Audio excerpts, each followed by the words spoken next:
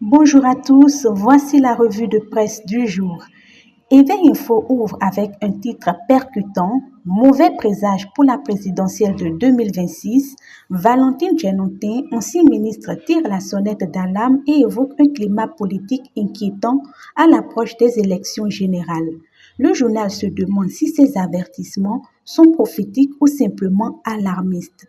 Autre titre à la une, les transporteurs béninois menacés par une nouvelle mesure venant du Niger.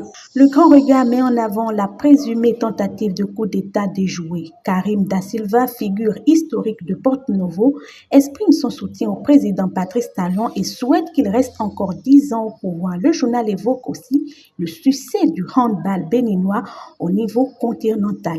Dans Dynamisme Info, le gouvernement propose un retour au pays pour les exilés politiques, mais certains estiment que cette offre est risquée. Autre sujet, les distinctions accordées aux professeurs titulaires soulevant des questions sur l'avenir de l'éméritat. Les nouvelles du jour s'intéressent aux élections de 2026 avec une rencontre entre le professeur Dorothée Sousa et la directrice de l'IFES Afrique pour garantir des scrutins paisibles et crédibles. Le projet Femmes pour l'autonomisation économique des femmes est également lancé avec la participation d'organisations de la société civile. L'Observateur fait un retour sur une cérémonie traditionnelle à Passé-Locomé où Philippe Rossou a réaffirmé son attachement aux valeurs culturelles béninoises tout en recevant les bénédictions pour le président Patrice Talon. Le journal rapporte également que plus de 34 000 candidats participent actuellement à leur examen pour obtenir le certificat de qualification manuelle.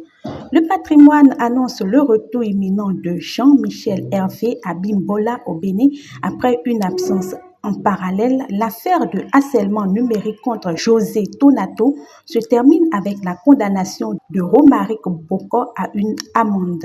Dans Dabaro, les leaders du bloc républicain de la première circonscription électorale confient Patrice Talon à Allah lors d'une prière pour la paix et la stabilité du pays. Le journal parle aussi du projet Consommons local dont les résultats ont été présentés à la presse. Le matinal se concentre sur la fermeture de Radio Univers par l'AFNEB, dénoncé comme un coup de force par le directeur de la station. Les migrants béninois bloqués en Algérie appellent également à l'aide avec le gouvernement en cours d'identification pour un rapatriement.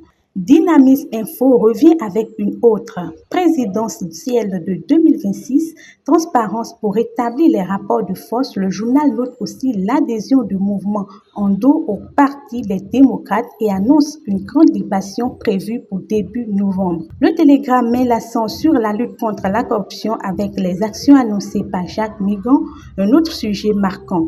La victoire spectaculaire de Francis Ngannou au MMA qui signe son retour triomphal. Enfin, Infomatin rappelle que le 31 octobre est la date butoir pour le retrait des plaques non encore récupérées. Et côté sport, tous les regards sont tournés vers le match crucial des U20 du Bénin face au Niger dans le cadre des qualifications pour la CAN Junior. Voilà pour cette revue de presse. Merci de nous avoir suivis.